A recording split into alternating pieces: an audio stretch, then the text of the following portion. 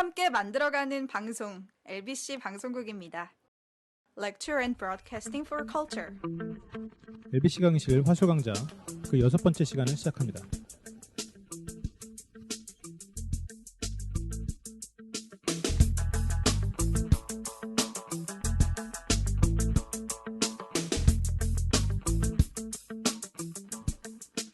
네, 안녕하십니까. 화술 강좌 강의를 맡고 있는 LBC 아카데미 임철웅 소장입니다. 지난 시간에 예고해드렸던 바대로 오늘은 자신을 알리기 2편이죠. 두 번째. 근데 오늘은 꼭 자신을 알리기만에만 국한된 것이 아니라 자신의 가치를 높이는 그런 요령들. 오늘은 전체적으로 좀 요령에 치우친 강의가 될 거예요. 요령적인 부분.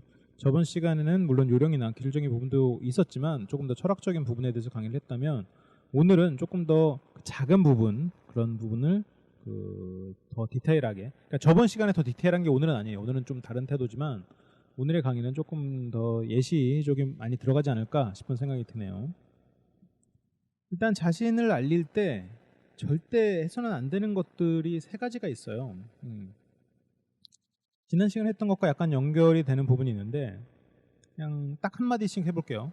척하지 말아라, 장황하게 하지 말아라, 갑툭튀하지 말아라.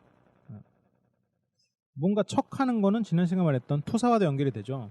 내가 어떤 사람인 척, 내가 뭐 잘하는 척, 내가 실제로 그렇다면 그것에 대해서 구체적으로 말을 할 수도 있으면 좋은데 그게 굳이 물어보지 않은 것에 대해서 뭐 특별한 것을 막 나서서 알리는 것은 그렇게 그림이 좋지 않죠. 뭐 상대가 다행히도 그것에 대해서 호기심을 가지고 물어보고 그것에 대해서 대화가 이어진다. 그러면 참 좋은데 너 잘났다, 흥? 이렇게 돼버리면 문제가 되죠. 근데 하물며 그게 이제 약간의 사기성을 띠고 있어. 척이야. 그러면 이제 그 사람에 대한 평가는 정말 곤두박질 치죠. 절대 해서는 안 되는 알리기. 그리고 두 번째는 장황하게 해서는 안 된다라고 했는데 이거가 자신을 알리는 게 이제 장황해지면 이기적인 사람이 돼요. 야, 나도 좀 말 좀 하자. 속으로 생각하죠. 너 이제 충분히 알겠어. 내가 뭐 네 초등학교 너 뭐 기록부 뭐 잘난 것까지 내가 알아야 되니? 그만 좀 닥쳐줄래? 라고 생각을 하게 되는 거예요. 장황하는 건 이제 그것도 굳이 상대한테 나에 대해서 이미지를 임팩트 있게 딱 전달해서 신뢰감을 딱 높여놓는 게 가장 좋지. 그거 장황하게 막 줄줄줄 그거는 굉장히 나쁜 알리기 태도다. 그리고 마지막으로 이제 제가 갑툭튀라고 했는데 처음에 제가 저번 시간에 예시로 들었던 예문 기억하시나요? 핑퐁 하듯이 알릴 때 갑툭튀라고 표현을 했지만 자신의 의식의 흐름대로 대화를 하는 거예요. 자신만의 의식의 흐름, 내가 의식이 여기까지 왔으니까 그 말이 툭 튀어나와요. 상대는 핑퐁 이러고 있는데 저 사람은 갑자기 축구공을 꺼내서 발로 뻥 차. 저 사람은 마음속에서 이제 탁구는 재미없으니까 축구공 꺼내서 축구해야지라고 마음속으로 지 혼자 생각하고 갑자기 축구를 하고 있으면 탁구 쳤다는 사람은 뻘쭘하죠. 가서 나 골키퍼 해야 되나? 아니 나 뭐지? 탁구채 2개로 축구공 잡아야 되나? 굉장히 우스운 꼴이 됩니다. 이거를 이제 좀 이게 약한 정도에서 약간 칭찬 비슷하게 포장을 해주는 경우가 참 4차원이세요. 참 4차원적이시네요. 그냥 좋게 말을 해줘서 4차원적이다는 건 별로 칭찬이 아니에요. 대부분의 경우에는 이쁜 사람이 가끔 엉뚱한 소리 하면 4차원적 매력이 있다라고 하지만 그 사람은 애초에 이쁘니까 매력 있는 거예요. 4차원적인 말을 해서 매력 있는 게 아니라 물론 좀 독특한기 때문에 더 호기심을 불러일으킬 수 있지만 독특하고 4차원적인 매력은 서로 간의 핑퐁에서도 충분히 드러날 수 있습니다. 4차원적인 척하는 사람과 진짜 4차원인 사람의 차이는 거기 있죠. 4차원이라고 그런 평가를 받는 사람은 대부분 4차원적인 척을 하는 사람이에요. 4차원적인 척을 하는 사람은 무슨 뜻이냐? 일단 4차원적인 사고를 하는 사람은 다른 사람과 사고 체계 자체가 조금 더 개성적이어서 이 사람과의 핑퐁 속에서도 자신만의 그 의견과 자신만의 다른 또 태도를 보여줌으로써 상대가 감탄 혹은 호기심을 더 불러일으키는 그게 이제 4차원의 태도지. 이 사람이 축구 얘기를 같이 막 나누고 있는데 갑자기 또 탁구 얘기로 돌아가서 탁구 얘기를 한다. 아니면 갑자기 우리 집에 빨래 널었는데 어떡하지? 그거는 그냥 지 생각대로 하는 말이에요. 그리고 그 사람의 사고 속도 정도는 누구나 사고 속도가 있어요. 말보다 사고 속도는 누구나 빠릅니다. 머릿속에서는 이런 말, 이렇게 음성 속으로 우리가 이제 의식해서 나가는 이런 것보다 훨씬 더 빠른 그런 의식 전달 체계가 있어요. 신경 사이에서. 우리의 사고는 훨씬 누구나 빨라요. 근데 그 빠른 사고 중에서 상대와의 핑퐁을 위해서 거기 선별해서 상대한테 보내주는 거거든요. 근데 이 룰을 어기고 스스로 그냥 막 말을 하는 거죠. 아니 대화에서 무슨 룰입니까? 자기 하고 살고 싶은 대로 사는 거지. 그러면 말도 그렇게 하시면 돼요. 애초에 말이 필요 없는 거죠. 뺑상 끼링까랑 그거예요. 바로 아무도 알아듣지 못하는 말이에요. 그건 애초의 말이라는 건 기본적인 어느 정도의 약속을 전제로 합니다. 우리가 외국어를 배울 땐 뭘 배우는 거죠? 그 나라의 언어의 약속을 배우는 거예요. 그게 단어를 또 공부하고 그게 문법이잖아요. 그래서 문법, 문장의 법, 문법을 배우고 그리고 단어를 배우는 거죠. 우리가 대화를 할 때도 대화법을 배우는 거예요. 화법을 배우는 거예요. 물론 거기서 이제 화술도 배우죠. 일단 법을 배우면 그 안에서 기술을 발휘할 수가 있어요. 근데 기술이 아무리 뛰어나도 법을 어기면 아무것도 하지 못해요. 기술자가 아무리 기술이 뛰어나도 법을 어기면 그 사람은 사회적으로 인정받지 못하죠. 범죄자가 되는 거예요. 내가 대화법을 어기고 대화술, 화술만 뛰어나다? 그거는 이제 대화의 범죄자가 되는 거네요. 무지무지하게 논리적이었죠. 농담이고요. 제가 논리적이었던 건 농담이고 앞에 말은 진짜예요. 그래서 여러분들이 해야 되는 거는 화술을 배우기 전에 화법을 일단 준수해야 돼요. 서로 간에 어떻게 보면 예의를 갖추고 그 룰을 어느 정도 지켜줘야 된다는 거죠. 근데 물론 항상 룰을 지킬 수는 없어요. 어느 순간 내가 실수를 할 때도 있고 그런 걸 흐트러뜨릴 때도 있어요. 근데 내가 만약 그걸 의식했고 알았다면 빨리 잡아야죠. 빨리 다시 제자리로 돌아와야죠. 그래서 4차원 척일 한다는 거예요. 본인의 4차원적인 부분은 본인의 의식 전체에 있음으로써 대화법을 준수하면서 상대에게 좀 다른 모습을, 다른 사고방식, 다른 사고 방법을 보여주고 그 세계를 열어주는 게 4차원이지 내가 내 사고 흐름대로 이 대화가 아닌 다른 대화를 끌어다가 하는 거는 본인의 어떻게 보면 그 사고 선별, 본인의 사고를 선별해서 언어화시키는 그 선별 능력이 떨어진다는 거를 보여줄 뿐이에요. 그렇기 때문에 본인이 4차원 소리를 듣는다라고 했을 때는 그런 부분을 조심해야 돼요. 두 가지가 있어요. 정말 이 사람의 의식이나 사고가 남들하고 달라서 그래서 4차원 소리를 듣는다. 그거는 괜찮아요. 그 사람의 사고를 통해서 저는 그런 사람들을 굉장히 한편으로는 존경합니다. 왜냐하면 그런 사람들의 사고나 이런 사람들과 생각을 들으면서 대화를 하면 굉장히 즐거워요. 왜냐하면 제가 전혀 생각하지 못했던 부분을 듣고 또 제가 또 그 사람들한테 무언가를 들려줄 수 있고 그러면서 그 대화가 핑퐁이 되면 정말 너무너무 즐겁고 행복하거든요. 그런데 이 사람이 그냥 대화가 아닌 딴소리를 하고 있으면 그거는 애초에 대화 같지가 않아요. 그냥 피곤할 뿐이죠. 그건 진짜 4차원이라고 볼 수가 없어요. 근데 본인이 그런 상황을 자주 연출해서 4차원 소리를 듣는데 그게 칭찬인 줄 알고 지금까지 살아왔다면 빨리 고치셔야 됩니다. 차라리 입을 다무는 게 나아요. 이거는 왜냐하면 서로 간에 법을 어긴 거니까. 제가 너무 크게 비난하는 것 같네요. 여러분 4차원 소리 듣는 많은 청취자 여러분 죄송합니다. 하지만 4차원 소리를 듣는 여러분들은 정말 그 새로운 사고와 폭넓은 그 사유를 하시는 분들이라고 저는 생각합니다. 네, 그러면 지금부터 그 본인을 알리고 그 알림을 이제 지속하는 과정에 있어서 좀 가치를 높이는 요령, 알리기와는 약간 다른 부분이에요. 가치를 높이는 요령에 대해서 한번 배워보죠. 본인의 가치를 높인다. 뭐 돈을 많이 벌고 그리고 가방끈을 늘리고 그리고 굉장히 잘생긴 모습이 되거나 잘생겼거나 뭐 몸매가 뛰어난다거나 아니면 어떠한 기술이 많다거나 이것도 가치가 높아지는 거죠. 하지만 그 단순한 말만으로도 스스로의 가치를 높이는 요령들이 있어서 그런 것들을 몇 가지 좀 가져왔어요. 일단 가치가 낮은 사람들이 하는 대화법으로 안 하면 됩니다. 내가 가치가 낮았을 경우에 나올 만한 나의 언사가 뭐가 있을까요? 그냥 쉽게 생각해서 비굴하게 말하겠죠. 비굴한 태도로 말을 하겠죠. 당당하지 못하겠죠. 비굴한 태도라는 건 어떤 거죠?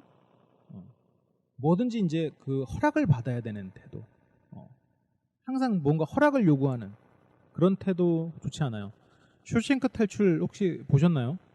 그 영화에서 그런 장면이 나옵니다. 이제 그 마지막에 출소를 한 굉장히 오랜 시간 동안 감옥에 있다가 출소를 해서 사회에서 그런 아르바이트를 하고 있는데 화장실을 갈 때 자기 이제 선임한테 사수 혹은 선임한테 화장실 가도 되겠습니까라고 허락을 받는 장면이 나와요. 그러니까 이제 그 사수는 화를 내는 거죠. 아니 무슨 화장실 가는 거 그럴 걸로 허락 받고 가. 그렇죠. 본인이 굳이 허락을 받지 않아도 되는 건 그냥 부탁을 하면 돼요. 그 똑같은 문장이어도 허락을 구하는 문장이 있고 부탁을 하는 문장이 있어요. 이상하게 저 사람은 내가 좀 낮게 보아져. 저 사람은 왠지 좀 비굴해 보여. 왜 저 사람 나한테 뭐 한 것도 없는데 이렇게 좀 미워 보이지? 이게 다 그 사람의 화법이 다르기 때문이에요.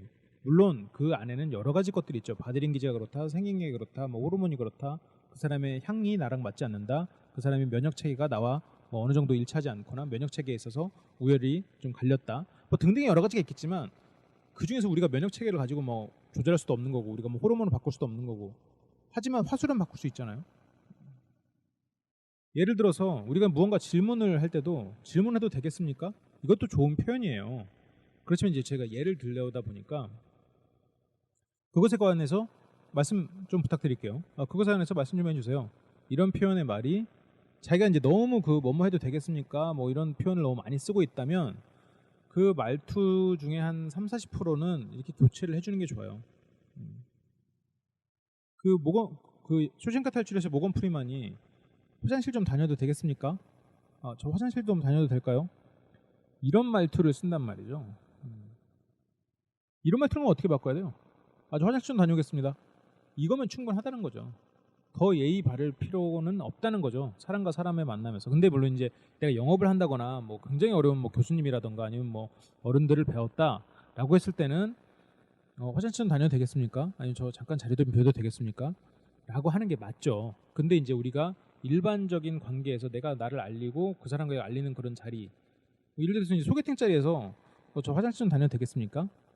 이것도 그렇게 나쁘진 않아요. 그런데 저 화장실 좀 잠깐 다녀오겠습니다. 이 정도 말이면 충분하다는 거죠.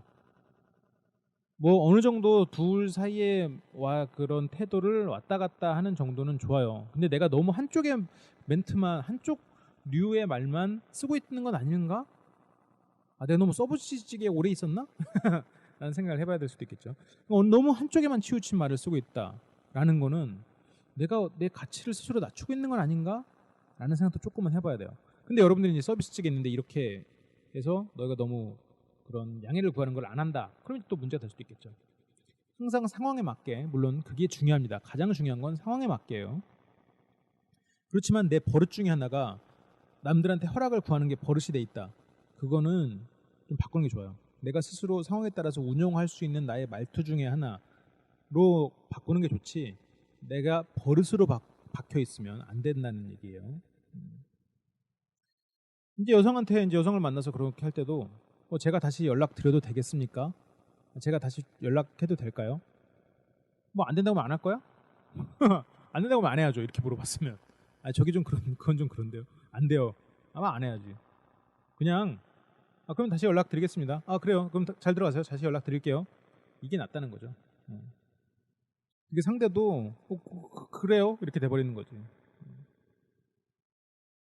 좀 내가 혹시 나쁜 버릇이 있다라는 생각이 좀 드시나요? 그러면 이제 어느 정도 연습을 좀 하셔야 돼요. 그걸 바꾸려고 애를 좀 쓰실 필요가 있습니다. 그리고 자신의 가치를 높이는, 특히나 첫인상을 줄 때 이거 되게 중요해요. 제가 아까 이거 하지 말라고 했던 것 중에 하나가 척하지 말아라가 있었잖아요. 똑똑한 척하지 말아라, 잘난 척하지 말아라, 뭐 강한 척하지 말아라. 남자의 척척척, 삼척, 여자들이 굉장히 싫어하는 거죠. 그거 척하지 말아라인데, 그렇지만 똑똑해 보일 필요는 있어요. 말을 어느 정도 좀 똑부러지게 하는 사람이다. 말투가 어눌한 건 괜찮아요. 그래도 그나마 괜찮아요. 그런데 그 불안한 버릇들이 있어요. 일단 이런 말투들 있잖아요. 이런 거는 없애야 됩니다. 가능하면 아예 없앨 수는 없겠죠. 막 프레젠터들이 발표를 할 때 봐도 그 사람의 버릇이 있어요. 없는 건 아니에요. 말을 할 때도 그 사람의 버릇이 있어요. 있을 수밖에 없고. 그리고 또 그런 버릇을 통해서 또 그 상대한테 집중하게 되는 그런 부분도 있을 수도 있고. 그렇지만 가능하면 없애는 게 좋아요. 이게 내가 긴장했다고 보여주는 꼴이거든요. 내가 긴장했다는 걸 보여주는 건 뭡니까? 내가 의리해요가 되는 거예요. 난 당신이 갑이라고 인정했습니다. 난 당신 앞에서 긴장했어요. 물론 긴장한 태도를 보이는 게 이성에게 진심을 보여주는 방법 중에 하나일 수도 있어요. 그렇지만 여러 가지 측면에서 본인의 가치가 낮아 보일 가능성이 더 큽니다. 이거는 본인이 그냥 짧은 문장 말고 본인이 대본을 읽는 것도 말고 길게 무언가를 말을 해보고 그것을 편집해서 그러니까 일단 들어봐야죠. 들어보고 편집하면서 다시 들어보는 게 좋아요. 지금 저도 지금 방금 했잖아요. 저도 이제 이런 걸 고쳐야 되겠지만 이 글하는 거 같은 경우에는 그래도 여러분들이 좀 불편하지 않게 들으시는 이유는 제가 사고의 흐름 지금 자연스럽게 여러분들한테 대화하듯이 하고 있고 그 글하는 거는 제가 무언가를 떠올리기 위해서 했다. 그 시간 동안 여러분들은 저 사람 뭔가 생각하고 있구나 라고 알 수 있는 정도이기 때문에 어느 정도는 크게 불편하지 않게 느끼실 거예요. 하지만 제가 자꾸 버릇처럼 이게 계속 들어가면 이제 불편하겠죠. 저희 방송을 하는 사람 팀 중에 처음에는 말을 굉장히 좀 어눌하게 했던 친구가 있어요. 굉장히 말에도 사이사이에 많은 수식어가 들어가고 불필요한 수식어가 들어가고 이런 것들이 굉장히 많이 들어가는 친구였는데 어느 날 이 친구가 편집을 계속 하다 보니까 스스로가 미운 거예요. 자기 말을 잘라내고 다시 듣고 내가 말하고 싶은 문장은 이런 문장이었는데 잘라고서 그 문장을 만들어내는 거예요. 편집이 어마어마하게 힘들었죠. 지금 이 화술 강좌 같은 경우에는 그 PT를 준비하고 이런 어떤 걸 강의해야지 이렇게 준비하는 데까지는 시간이 걸리지만 방송을 녹음하는 거는 시간이 지금 여러분이 들으시는 시간과 실시간으로 흘러가요. 거의 실시간으로 뭐 중간에 잠깐 끊고 PT를 다시 한번 확인하고 수정하고 뭐 이런 것들이 있을 수 있지만 왜 그러냐면 이 강의이기 때문에 여러분들이 이제 실시간으로 이제 현장감을 느끼게 하기 위해서 거의 이제 실시간으로 쫙 한 번에 녹음을 한단 말이죠. 근데 이제 그 친구 같은 경우에는 이제 정보 방송이다 보니까 자꾸 이제 머리에 있는 걸 좀 더 끄집어내면서 더 새로운 걸 막 사람한테 전해주고 싶고 의견을 또 서로 간에 교환을 해야 되고 그러다 보니까 이제 말이 자꾸 더듬는 거예요. 더듬고 이제 새로운 불필요한 수식어들이 막 들어가고 아무래도 이제 처음이니까 긴장도 했을 테고 근데 그거를 가위질을 직접 해보는 거예요. 가위질을 직접 해보니까 마음속에서 그게 진짜 잘려 나가는 느낌이 든대요. 머릿속에서. 그래서 진짜 말을 더 깔끔하게 하게 되는. 지금은 그래서 저희 방송 중에 다른 방송 지금 MC를 보고 있어요. 말을 굉장히 깔끔하게 하죠. 물론 그 친구도 아직 부족한 부분이 있을 테고 저도 아직 부족한 부분이 있을 테지만 실제 훈련에서 그게 굉장히 도움이 됐다라고 하더라고요. 저도 이제 오프라인 강좌를 들으시는 분들한테 이제 직접 녹음한 걸 좀 들어볼 수 있는 기회를 드리거든요. 그거를 그리고 이제 마지막 시간에 매달 마지막 시간에 그걸 가지고 이제 서로 얘기도 해보고 뭐 돌아가면서 토론도 해보고 이런 식으로 진행을 하는데 그게 이제 서로 간에 말하기에 있어서 굉장히 이제 증진을 가져와요. 스스로도 이제 자기 말에 대해서도 나의 불필요한 부분을 직접적으로 자르고 그 음파를 보면서 내가 직접 그 문장을 자르고 내가 말했을 때 가장 깔끔하고 완성된 문장을 자기 목소리를 귀로 들어볼 수 있는 이 훈련이 이제 굉장히 도움이 되거든요. 그거는 이제 오프라인에서는 제가 이제 어떻게 하면 된다라고 알려드리겠지만 뭐 온라인 같은 경우에는 제 팟캐스트 강좌 같은 경우에 들어보시면 거기 이제 편집하기 부분이 있어요. 비디오를 통해서 올라가서 여러분들 직접 보면서 그거를 배우실 수 있는데 직접 여러분들이 녹음한 걸 편집해보는 게 아마 도움이 될 거다라는 말씀을 드립니다. 한번 해보세요. 한번 시도해보시고 그리고 혹시라도 제가 이렇게 녹음했던 게 이렇게 바뀌었어요 라고 뭐 저한테 보내주고 싶으시면 제 개인 메일 개그블랙 GAGBLACK @naver.com 개그블랙 개그 콘서트 할 때 개그 검정할 때 블랙 @naver.com 깨알같이 중간에 제 메일을 여러분들에게 전해드렸고 제가 이제 방금 말하는 건 이제 좀 똑똑하고 젠틀하고 그런 모습으로 왜냐하면 버릇없는 불안정하지 않은 그런 정돈된 그런 말투를 구사하는 사람이 되기 위해서 나쁜 버릇을 일단 고치고 뭔가 다른 사람한테 고정관념을 심어줄 수 있는 그런 버릇 그런 것들은 감추거나 없앨 수 있는 노력을 해라. 그런데 똑똑해 보인다는 건 모르는 걸 아는 척하다 걸리는 거랑은 전혀 달라요. 모르는 거는 모른다고 하는 게 더 신뢰를 가져가는 방법이에요. 모르는 걸 모른다고 하는 건 부끄러운 게 아니에요. 모르는 거를 모른다고 말 안 해도 괜찮아요. 그냥 조용히 그냥 그렇구나 하고 넘어가는 또 되지만 모르는 거 아는 척하다 걸리면 진짜 그거는 그 사람은 정말 부끄러운 사람이 되죠. 그 사람에 대한 평판은 뭐 바닥을 치겠죠. 모르는 거 아는 척하지 마시고 모를 땐 그냥 당당하게 모른다 그러세요. 뭐 모른다 그러기 싫으면 그냥 조용히 있으세요. 그냥 뭐밥 먹는 자리에서 모르는 얘기가 나왔으면 그냥 식사하세요. 아니면 뭐 핸드폰 보세요. 핸드폰 스마트폰 게임하고 스마트폰 게임은 농담이고 그건 예의가 아니지만 어쨌건 모르는 것을 아는 척해서는 안 된다라는 거는 굉장히 이제 중요한 여러분들도 아마 사시면서 그런 걸 많이 느끼셨을 거예요. 그러면 또 자신의 가치를 높이는 요령 계속 배워볼까요? 그 많은 분들이 거절하는 것을 굉장히 어려워하세요. 저도 거절을 상당히 어려워해요. 내가 거절했을 때 상대가 나를 비난하거나 아니면 나에 대해서 실망할까봐 그래서 그냥 상대 거절하지 못하고 그것을 그냥 대충 수용해놓고 나중에 되었을 때 마지못해 또 번복하다가 결국은 거절해서 그 사람에게 신망도 잃고 욕은 욕대로 먹고 거절할 거면 처음부터 말하지 왜 이제 와서 말해 나 어떡하라고 뭐 욕은 욕대로 먹겠죠 이런 욕 그래 처음에 거절할 걸 이런 후회 굉장히 많이 합니다. 저도 많이 해요. 그런데 거절의 가장 좋은 건 그 말이 나온 순간 처음에 확실히 거절하는 게 가장 좋습니다. 그게 본인의 가치와 가장 직결되는 문제예요. 거절을 처음부터 그냥 확실하게 딱 잘라서 하는 게 제일 좋아요. 그거 미안, 그거 내가 못하겠다. 미안, 그거 내가 너한테 빌려줄 돈이 없고 그거 또 돈 못 받았다가 괜히 우리 사이 갈라지는 거 싫으니까 그 말 이제 두 번 꺼내지 말아라. 그 말 꺼내는 거는 내가 과거에도 이렇게 돈 얘기 갖고 몇 번 싸워봤는데 우리 친구 아닌 걸로 알겠어. 그만해 그 얘기. 네가 자꾸 내 전 여자친구에 대해서 얘기하는데 나는 그 사람 앞으로도 안 만날 거고 그리고 너와의 관계에 있어서 그 사람 때문에 너한테 신뢰를 잃을 일도 없어. 그러니까 이제 그 얘기 그만해. 미안하다 이제. 그 얘기 더 이상 듣고 싶지 않다. 예를 들어서 이제 이렇게 명확하게 물론 거절은 더 많은 수많은 다양한 일이 있죠. 왜냐하면 내가 무언가를 거절해야 된다는 상황은 상대가 이미 부탁을 했다는 거잖아요. 근데 그 부탁을 하는 사람은 굉장히 이미 전략적으로 접근했을 거란 말이죠. 나보다 머리가 위에 있어요. 왜냐? 그 사람은 준비가 돼 있거든. 준비가 돼 있기 때문에 거절이 힘든 거예요. 왜 똑똑한 사람들이 사기를 당하는 줄 아세요?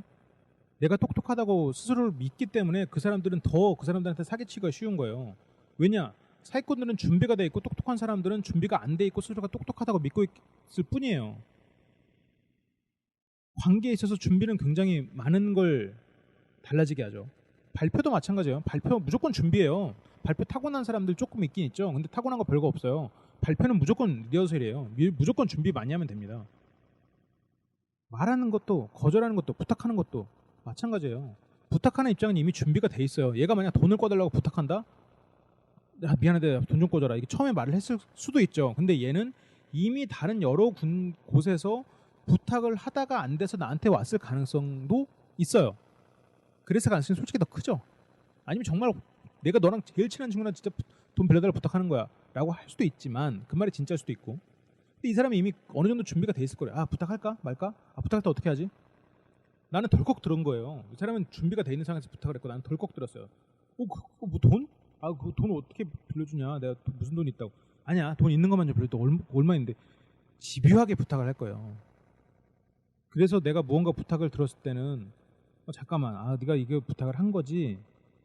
이것에 대해서 잠깐만 내가 생각 좀 해보고 이런 정도의 여유를 잠깐 갖고 안 되겠다 하고 명확하게 얘기를 딱 할 수 있어야 오히려 그 사람과의 관계가 악화되지 않습니다.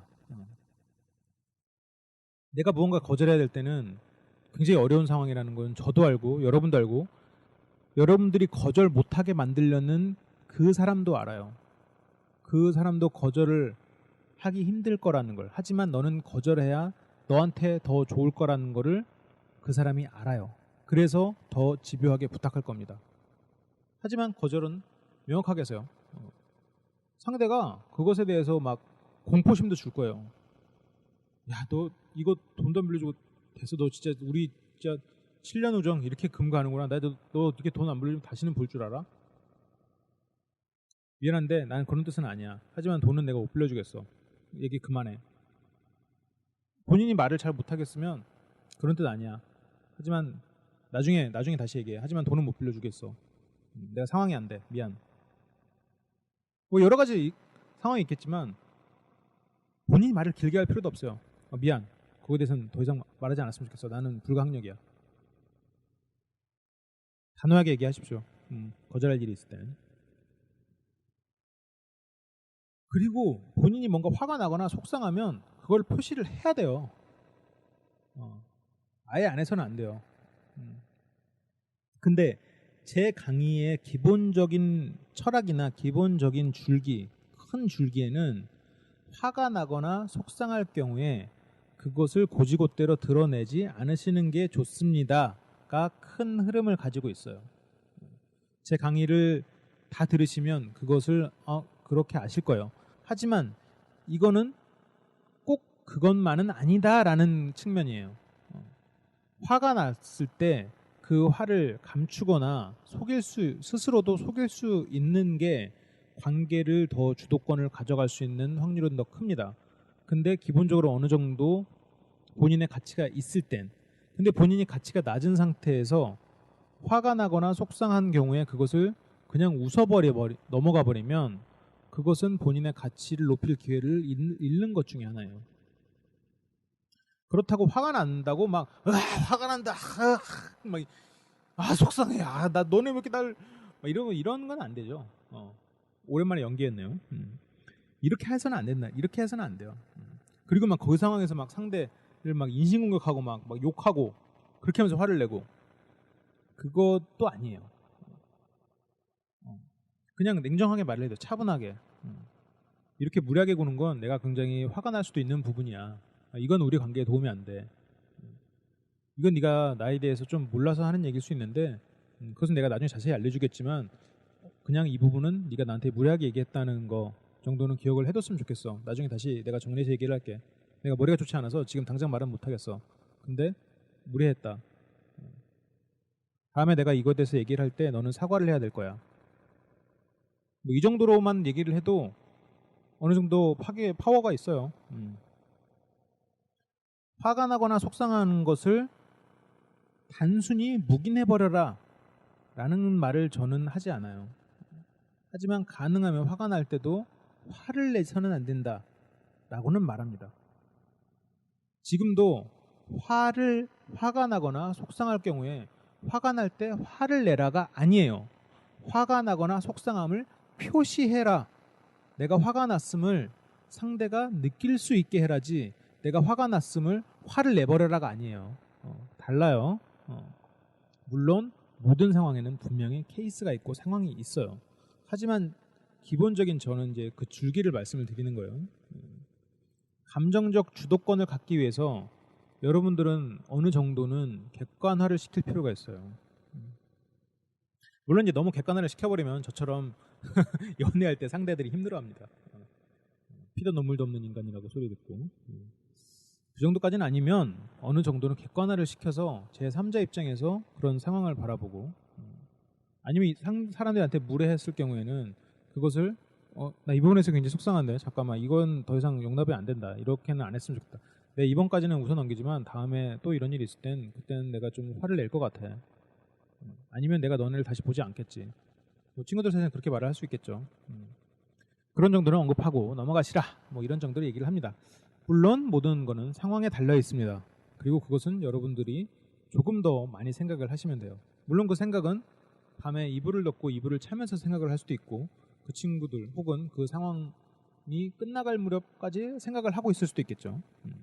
그것은 항상 그 상황에 맞춰서. 그리고 계속 가보죠. 자신감을 높이는 게 또 무엇이 있는지 쭉쭉 가봅시다.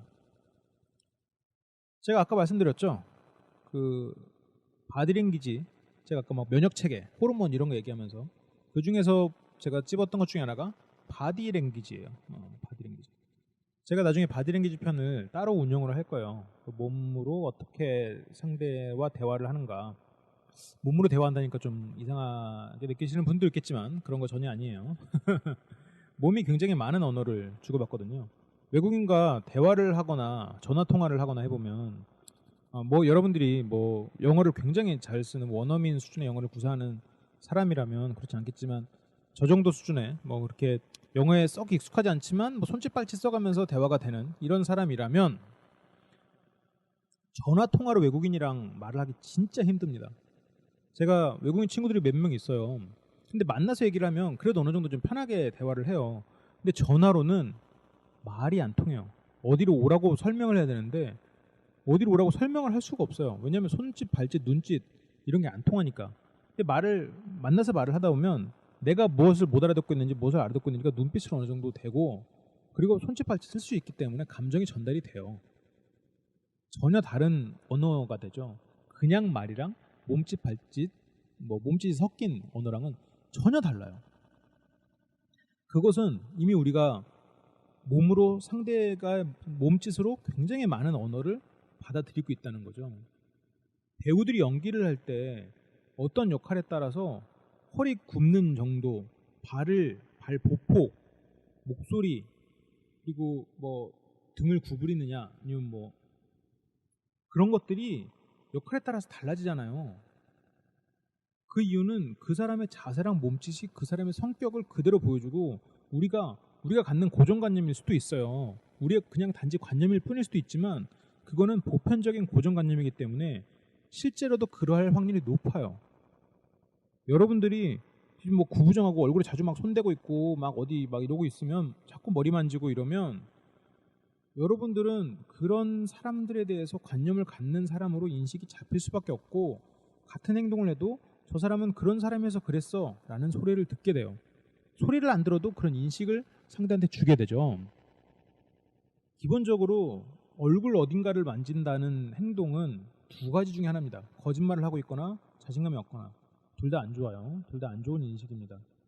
이게 왜 거짓말을 하는 거거나 아니면 자신감이 없는 표현인지는 나중에 바디랭귀지 편에서 자세하게 다뤄드릴 거예요. 그때 다시 얘기하기로 하고 오늘은 자신 있게 몸짓을 표현해라. 그러면 자연히 가치도 높아져요. 이건 뭐 사람이 있건 없건 걸음걸이부터 일단 당당하게 한번 걸어보세요. 그러면 그게 이제 어느 정도 몸에 배실 거예요. 똑바로 자신감 있게. 거기 뭐 같은 하나 더 따라오면 좋겠나요? 눈빛. 눈으로 상대를 뭐 제압까지 할 필요는 없지만 눈으로 상대가 딱 소통을 하는 거죠. 딱 상대의 눈을 보고 있는데 상대가 나를 딱 보니까 내가 고개를 슬그머니 숙이면서 이렇게 막 땅바닥 쳐다보고 있어. 그럼 상대는 자연스럽게 그렇게 생각하겠죠. 얘 뭐야? 깨갱한 거야? 눈을 똑바로 응시하는 거는 근데 이거 노력으로 됩니다. 계속 훈련해야 돼요.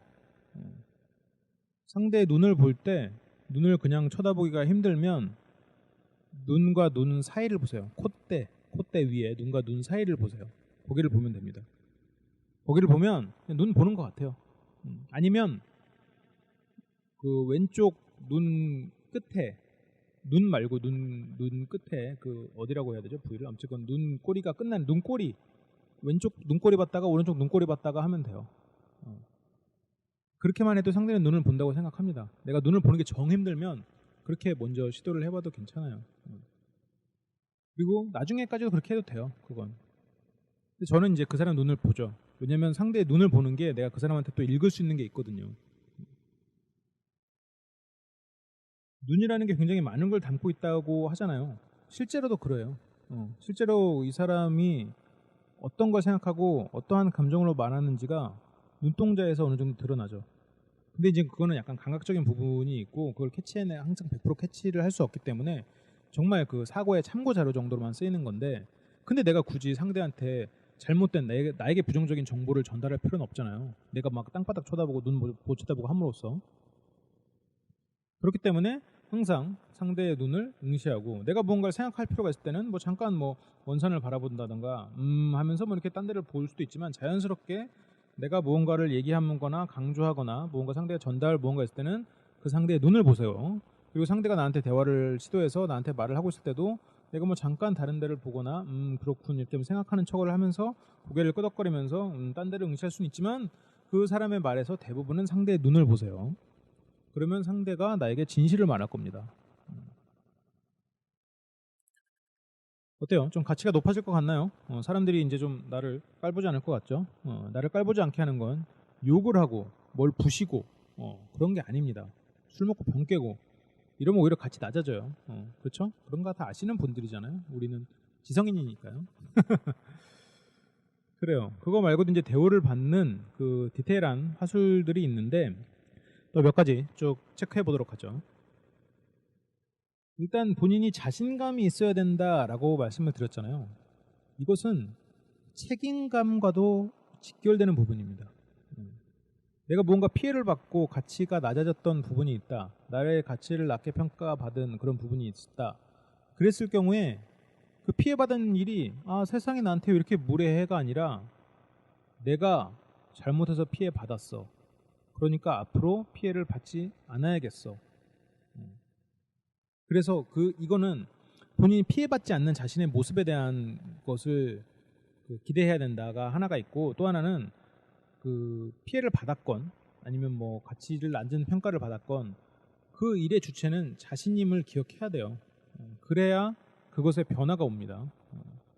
그러면 이제 평소에 어느 정도 좀 생활 방침이나 이런 걸 좀 정해두는 게 좋겠죠. 본인이 추구하는 자신의 모습에 대해서.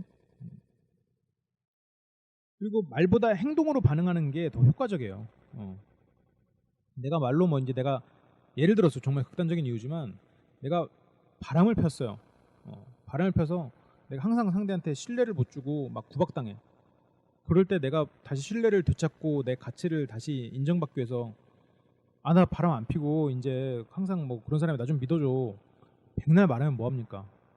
백날 말하면 소용없고 딱 그 정해진 시간에 이제 집에 오고 아니면 뭐 내가 이제 바람을 폈으니까 평소에 이제 항상 뭐 정해진 시간에 오고 막 꼬박꼬박 연락하고 막 그렇게까지 할 필요는 없지만 내가 일단 신뢰를 빨리 줘야 되는 상황이니까 딱 시간에 오고 그 시간에 이제 뭐 하고 있어? 넌 뭐 하고 있어? 이렇게 예를 들어서 이제 그런 내가 내 생활 패턴이 이제 일정하고 난 항상 너를 생각하고 있어. 라는 그런 신뢰를 주는 그 행동과 그런 게 이제 지속적으로 상대한테 갈 때 상대의 신뢰가 생기는 거죠. 그 사람의 믿음의 가치가 높아지겠죠. 그렇게 해야 높아지는 거지. 내 가치를 높이기 위해서 말로 한다? 그거는 애초에 의미가 없습니다. 효과도 없고. 그리고 이제 악의적으로 나의 가치를 낮추려는 사람들이 있어요. 그런 사람들을 제가 아까 이제 설명드렸던 것들 있죠? 그런 걸 이제 딱 해버려야 돼요. 지금 말은 굉장히 무례한 것 같아. 이런 말을 더 할 경우에 나는 이 자리에 더 이상 오지 않겠어. 뭐 걔네 뭐 오지 마라 이렇게 할 수도 있겠죠.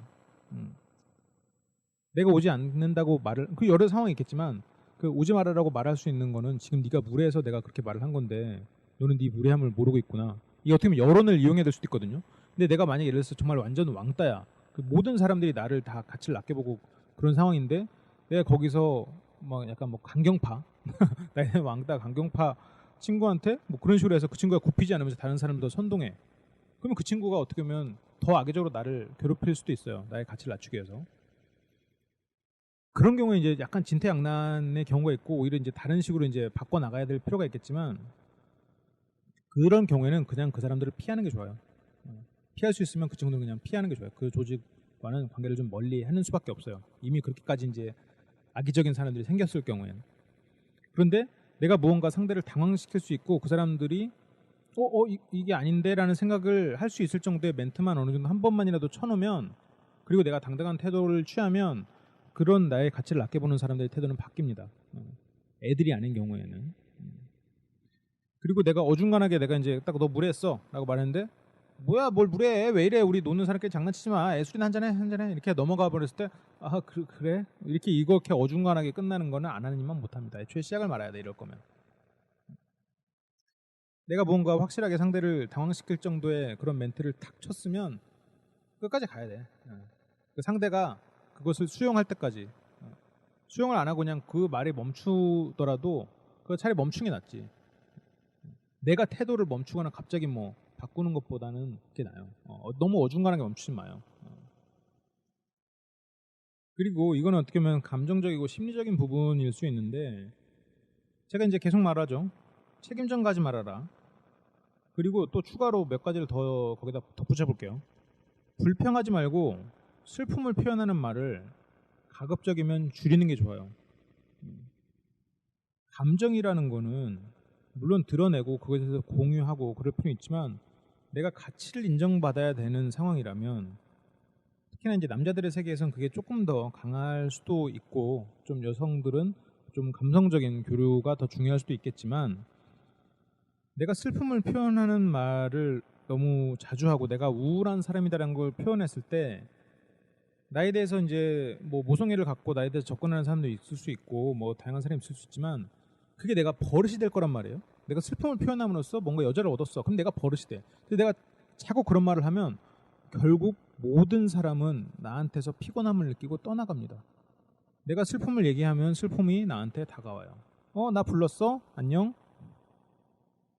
자기가 부른 거예요. 난 왜 점점 더 슬퍼지지? 나는 왜 점점 더 외로워질까?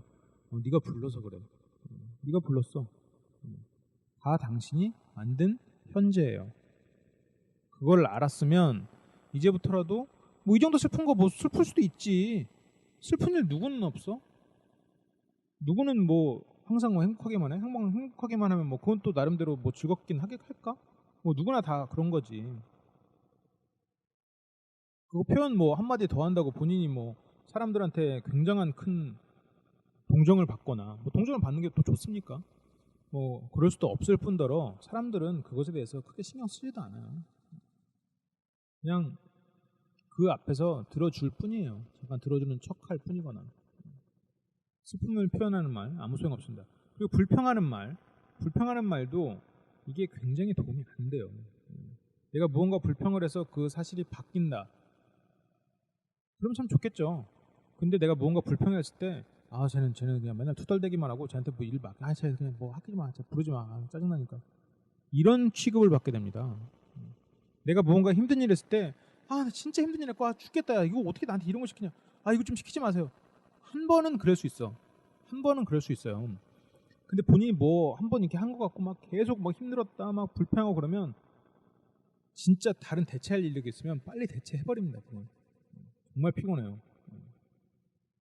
내가 누군가한테 피곤한 사람이 되는, 그러면서도 그 가치도 낮아지는 그런 표현을 쓰는 건 서로에게 안 좋아요. 이건 사회적으로도 안 좋고, 이게 조금 더 나아가서 자신에 대해서 피해를 허용하는 거거든요. 내가 슬픔을 표현하고 책임을 전가하고 불평하는 건 남한테 그냥 나 그냥 나한테 피해 줘, 이거나 똑같아요. 이런 류의 말 중에 가장 자주 쓰이는 말이 뭐냐면 세상이 그래. 물론 세상이 우리가 예상할 수 있는 그런 부분이 있죠. 세상에 부정적인 부분이 분명히 있습니다. 하지만 그런 세상에서 너도 살고 나도 살고 있어요. 그런 상황에서 우리는 무언가를 또 하고 또 그 안에서 즐거움도 찾고 이러고 있어요. 남들은 그렇게 노력하고 있는데 혼자서 구석에 앉아가지고 세상이 그래. 그러면 죽지. 그러면 죽으면 되지. 왜 여기서 불평불만하고 남 기죽여? 너 그냥 절로 가. 저쪽 세상으로 가. 그렇게 사람들은 속으로 생각할걸요. 그리고 그 사람 오히려 괴롭힐 거예요. 왜냐면 너는 못난 사람이니까. 근데 여러분은 못난 사람이 아닙니다. 여러분은 잘난 사람이에요. 그래서 지금 제 화수 강좌도 듣고 있고 무언가 그 잘난 사람이 더 나아지기 위해서 제 강의를 듣고 있는 거예요. 그래서 저는 여러분들한테 이러지 마십시오라고 지금 부정적인 말들을 꺼내와서 여러분한테 단지 예시로 들 뿐이에요. 이 말들은 중요한 말들이 아니에요. 왜냐면 여러분들 앞으로 안 쓸 거니까. 여러분들은 긍정적인 말을 쓸 거예요. 힘든 일이 있어도 뭐 이까짓 거 괜찮아. 그러면 여러분들은 굉장히 튼튼해집니다. 정신적으로 더 강해져요. 피해 받을 일이 없어요. 그리고 또 볼까요? 여러분들 뭐 거절하는 거 이런 건 이제 뭐 당연히 이제 안 할 수 있게 됐죠. 여러분들 이제 당당하고 단호한 그런 사람이 됐습니다. 그리고 뭔가 상대가 뭔가 실망하고 뭐 그런 것도 뭐 다 그냥 술책일 수 있어요. 그냥 기술적으로 나한테 부탁 들게 하려고. 근데 이제 반대로 말해서 제가 지금까지 말했던 뭐 불평하는 사람, 그 슬픔을 표현하는 사람, 이런 사람들 있잖아요. 뭐 원망하기 바라는 사람. 그런 사람들이 그럼 주변에 있을 때는 어떻게 해야 되나요? 주변에 있을 때도 여러분들 기억하셔야 돼요. 단호하게. 그리고 그런 사람들 중에 이제 대부분이 사람들 말 잘 안 듣고 지 할 얘기예요. 말 끊고 들어와가지고 지 할 얘기하고. 항상 명확하게 할 필요가 있어요. 뭔가 말을 끊고 들어와가 내 말을 끊고 들어와가 내 말 안 끝났는데 그 말을 쭉 해버리면 다른 말 막 하고 있으면 내가 할 말 기억해놨다가 그 말은 잘 들었고 제가 아까 말을 하려다가 중간에 말을 끊어서 제가 말을 못 맺었는데 이번에는 한번 끈 맺어볼 테니까 좀 들어보세요. 제 말을 끝까지 들어보시면 제가 어떤 얘기를 하고자 하는지 좀 더 잘 아실 수 있을 거예요. 이런 정도로 네가 내 말 끊었어. 이번엔 끝까지 들어라 라고 얘기를 하는 게 좋아요. 해야 됩니다. 저 이번에는 꼭 끝까지 말을 해보겠습니다. 중간에 끊으시면 제가 반어법을 쓰시는지 제대로 말을 쓰시는지 모르실 거예요. 저의 뜻은 말 끝에 담겨 있으니까 꼭 끝까지 들어보세요. 이런 정도는 언급을 해줘야 돼요. 그리고 불평하는 애들은 똑같은 불평 맨날 하거든요. 그리고 아니면 잘난 척하는 애들도 똑같은 잘난 척 맨날 하거든요. 그럴 때는 면박 아닌 면박을 줘야죠. 그 얘기 저번에도 했어요. 저번에도 했으니까 제가 잘 아니까요. 이번엔 다른 얘기 하거나 아니면 지금 잠깐 좀 쉽시다. 그 말은 저번에 했어. 너무 강해요? 너무 공격적이에요? 아니에요. 그 상대가 그 불평으로서 나의 튼튼하고 건강한 사고 체계를 무너뜨리려고 하는 게 더 공격적인 거예요. 그리고 뭐 허풍쟁이 같은 뭐 그런 사람 같은 경우에는 그거는 좀 사실과 다른 부분이 있네요 라고 하고 그 부분을 지적을 해버리거나 아니면 그냥 내비두는 게 나아요. 그 사람을 위해서라면 한두 번 지적을 해주는 게 좋겠죠. 근데 그렇게 되면 그 사람과 관계는 좀 멀어질 수도 있겠죠. 근데 허풍쟁이와 관계가 가까워져서 그 사람의 허풍을 맨날 피곤하게 듣고 있는 건 여러분들 인생의 낭비가 될 수도 있어요. 그 이상의 무언가를 상대에게서 얻을 수 있다면 그 사람의 허풍을 꼭 참고 끝까지 웃으면서 들어주시던가 하시면 됩니다. 불평꾼 그리고 뭐 원망하는 애들 이런 애들은 그것도 말을 해줘야죠. 당신은 결국 바뀌지 않은 일을 원망하고 있습니다. 그거는 도움이 되지 않는 일이에요. 그래서 막 뭐 또 한탄하고 하면 그 얘기는 저번에 했고 저는 그 부분에 대해서 충분히 감정적으로 공조하고 있습니다. 하지만 우리가 그것에 대해서 다시 한번 그것에 대해서 계속 얘기를 하는 것은 우리한테 도움이 안 돼요. 그것은 바뀌지 않을 일이고 당신이 하는 건 불필요한 원망일 뿐입니다. 물론 상황에 따라서 뭐 또 공손하게 말하거나 다르게 말하거나 돌려 말하거나 단축해서 말하거나 다양한 변화를 줘야겠죠. 제 말이 정답은 아니에요. 하지만 여기도 기본적인 큰 줄기는 있습니다. 뭐냐? 여러분들은 단호하게 여러분들의 생각을 표현해라. 그 부분이 여러분들이 꼭 지켜야 되는 부분이에요. 단호하게 상대한테 여러분들의 생각을 표현하고 그것이 상대한테 전달돼야 돼요. 여러분들의 권리를 찾으세요. 이게 제 오늘 강의의 어쩌면 핵심이죠.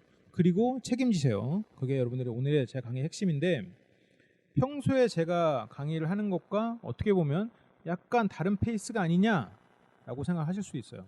왜냐하면 저는 항상 상대 입장에서 생각해라. 상대를 기준으로 해라. 상대를 기준으로 하는 이유는 본인을 위해서예요. 상대를 기준으로 무언가를 해줌으로써 그 상대가 내 위주로 움직여주기 때문에. 그래서 상대 위주로 항상 관찰하고 상대를 위해서 얘기를 해주는 거예요. 그런데 오늘은 왜 내 위주로 해야 되느냐, 책임을 내게 져야 되느냐? 이것은 내 가치를 높이는 거니까. 내 가치를 높여야 되니까. 어떻게 좀 잘 정리가 되셨나요? 오늘은 여러분들이 뭐 딱히 실습을 해봐야 되겠다, 실습을 해야 된다 이런 부분은 없지만 이 강의를 듣는 것 자체가 여러분들한테 좀 변화를 줄 수 있는 강의였으면 좋겠다라는 생각이 좀 드네요. 도움이 되셨기를 바라고 다음 시간에 또 새로운 그런 챕터로 새로운 강의로 여러분들을 만날 수 있도록 하겠습니다. 제가 뭐 강의를 했던 내용이나 아니면 오프라인 강의를 듣고 싶다 뭐 이런 분들은 제 개인 메일이나 네이버 카페로 오셔서 문의를 해주시면 됩니다.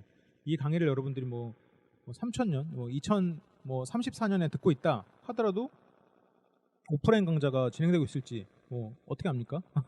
이 강의가 뭐 100년을 계속 하고 있을지 그때는 뭐 인체가 좀 웃기는 얘기지만 지금으로서 믿을 수 없는 얘기지만 인체가 다 기고야 돼서 제가 뭐 100년 후에도 이 강의를 하고 있을 수도 있잖아요. 혹시라도 100년 후라여도 2114년에 이 강의를 듣고 있다 할지라도 저한테 궁금하시면 메일로 주시면 제가 만약 살아있다면 그분에게 답메일을 드릴 수 있도록 하겠습니다. 개그블랙 GAGBLACK 개그블랙 @ 네이버.com 네이버가 없는 거 아니에요? 그럴 수도 있겠네요. 뭐 어떻게 연결이 돼 있겠죠. 개그블랙 골뱅이 네이버닷컴 GAGBLACK 골뱅이 네이버닷컴으로 문의를 해주세요. 그러면 화수강좌는 이런 요일에 이 시간에 있습니다.